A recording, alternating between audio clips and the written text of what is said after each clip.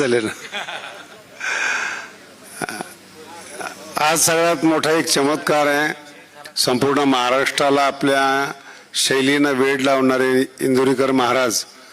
मला सगळ्यात मोठं आश्चर्य वाटतं, पुढचा जो इंदोरीकर आहे तो सगळ्या बुद्धिमान लोकांना गार करणारा असेल ही माझी खात्री. कारण की गडावर शिकायला कृष्ण आहे आणि अतिशय सुंदर अभ्यास करतो.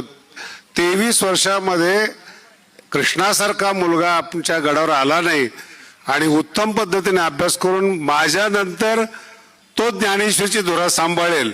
म्हणून इंदोरीकरी महाराज, तुम्ही जे आयुष्यभर कीर्तन केलंय त्याचं पुण्य तुमच्या मुलाला मिळालं आणि तो बुद्धिमान निघाला.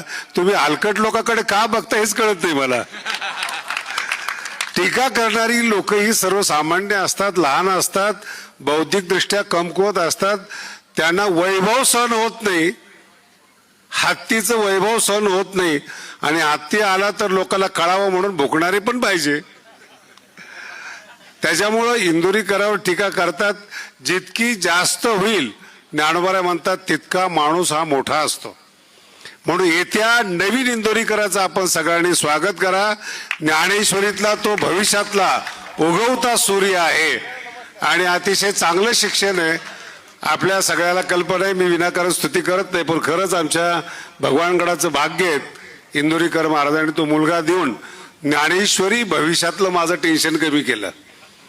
आता महत्वाचा विषय आहे, पितृकार्यातलं सगळ्यात मोठं कार्य आणि अवघड मनाने केलं जाणारं मुलीला निरोप देणं आणि जिला आपण आपल्या रक्तातून वाढवलं तिचा आज तसा निरोपाचा दिवस आहे आणि आनंदाचा दिवस आईचा आहे की ती एक चांगल्या घरी चाललेली आहे.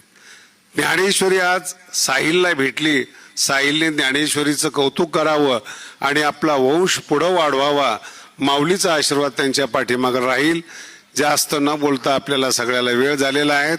इंदोरीकर महाराजांना पुन्हा सांगण्यात, याच्यानंतर इंदोरीकर महाराज टीकेला उत्तर देऊ नका. आपल्या कीर्तनाने लोकांना उत्तर द्या.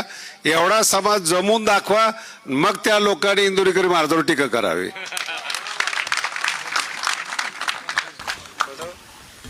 आंधी आती